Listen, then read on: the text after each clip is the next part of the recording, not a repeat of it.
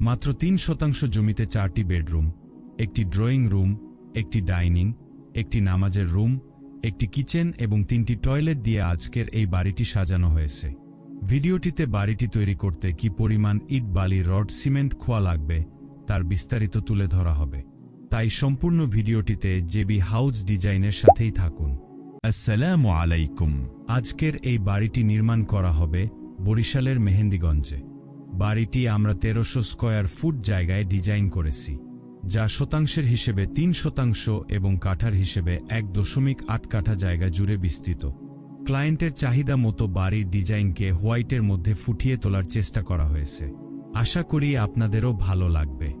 আপনি চাইলে আপনার জমির মাপ এবং চাহিদা মতো করে আপনার স্বপ্নের বাড়িটি আমাদের মাধ্যমে সরাসরি অথবা অনলাইনে ডিজাইন করিয়ে নিতে পারবেন, যার জন্য স্ক্রিনে দেয়া নাম্বারে যোগাযোগ করতে পারেন।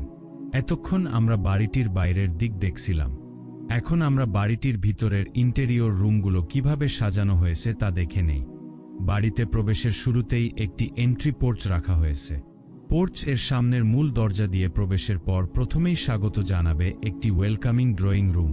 এটি এমনভাবে ডিজাইন করা হয়েছে যেন এটি সহজেই অতিথিদের আপ্যায়ন এবং পরিবারের জন্য একটি আরামদায়ক লাউঞ্জ স্পেস হিসেবে কাজ করে। ড্রয়িং রুমের ঠিক সামনে ডাইনিং স্পেস রয়েছে, যার মধ্য দিয়ে সকল রুমের অ্যাক্সেস পেয়ে যাবেন। ড্রয়িং রুমের ডান দিকে প্রথম বেডরুমটি রাখা হয়েছে। বেডরুমটি স্ট্যান্ডার্ড সাইজের মধ্যে করা হয়েছে।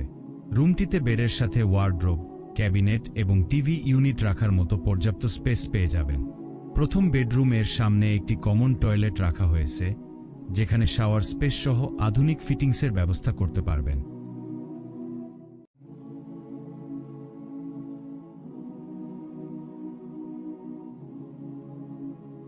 কমন টয়লেট এর সামনে দ্বিতীয় বেডরুমটি রাখা হয়েছে। রুমটিতে বেডের সাথে ওয়ার্ডরোব, ক্যাবিনেট এবং টিভি ইউনিটের স্মার্ট প্লেসমেন্ট করতে পারবেন। এই বেডরুমটির সাথে একটি অ্যাটাচ টয়লেট রাখা হয়েছে।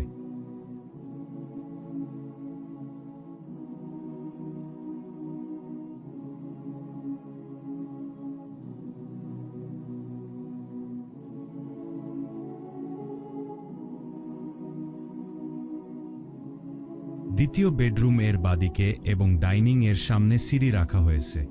সিঁড়ির বাদিকে কিচেন রাখা হয়েছে। আধুনিক মডিউলার ক্যাবিনেট সিস্টেম থাকায় অল্প জায়গায় কমফোর্টলি রান্নার কাজ করা যাবে।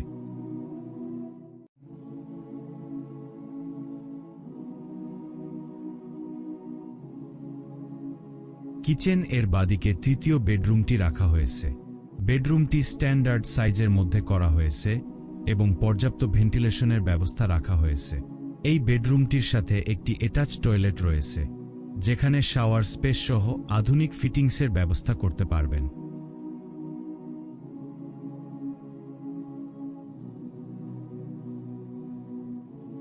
তৃতীয় বেডরুমের সামনে এবং ডাইনিং এর বাদিকে একটি নামাজের রুম রাখা হয়েছে।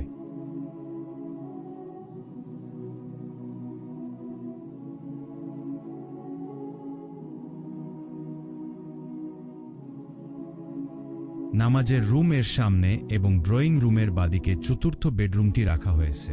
বেডরুমটি স্ট্যান্ডার্ড সাইজের মধ্যে করা হয়েছে। রুমটিতে বেডের সাথে ওয়ার্ডরোব, ক্যাবিনেট এবং টিভি ইউনিট রাখার মতো পর্যাপ্ত স্পেস পেয়ে যাবেন। এভাবেই বাড়ির ভিতরের রুমগুলোকে সাজানো হয়েছে। এই পর্যায়ে উপর থেকে বাড়িটিতে রুমগুলোর অবস্থান দেখে নেই।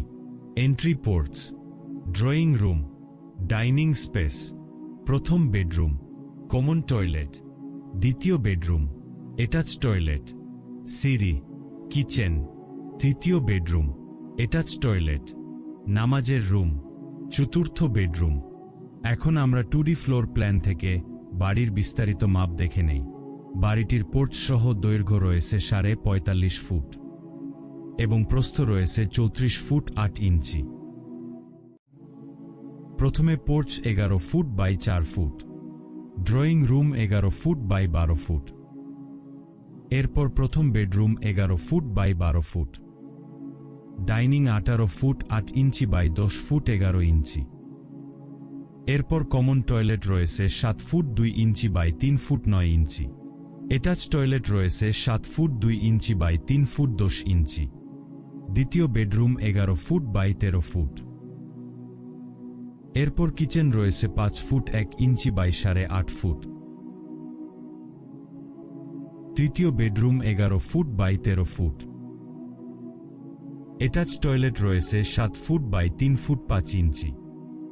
নামাজের রুম রয়েছে 7 ফুট 2 ইঞ্চি বাই 8 ফুট। চতুর্থ bedroom 11 feet by 12 foot.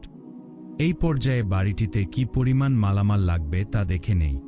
Cement লাগবে 492 ব্যাগ, রড লাগবে 4370 কেজি, বালি লাগবে 1635 ঘনফুট, খোয়া লাগবে 1580 ঘনফুট, ইট লাগবে 16,000 পিস। বর্তমান বাজার দর অনুযায়ী মালামালগুলো কিনতে খরচ হবে 11,40,000 টাকা। তবে আপনি যে সময়ে ভিডিওটি দেখবেন সে সময়ের বাজার দর অনুযায়ী হিসাব করে নেবেন। একটি বিষয় অবশ্যই মনে রাখবেন, এটি বাড়ির মালামালের এস্টিমেট খরচ। সম্পূর্ণ কমপ্লিট করতে আরও প্রায় দ্বিগুণ খরচ হবে। আপনাদের কাছে ডিজাইনটি কেমন লেগেছে তা অবশ্যই কমেন্টে জানাবেন। আমাদের মাধ্যমে ড্রয়িং ডিজাইন করাতে চাইলে স্ক্রিনে দেয়া নাম্বারে যোগাযোগ করতে পারেন এবং চ্যানেলটি সাবস্ক্রাইব করবেন।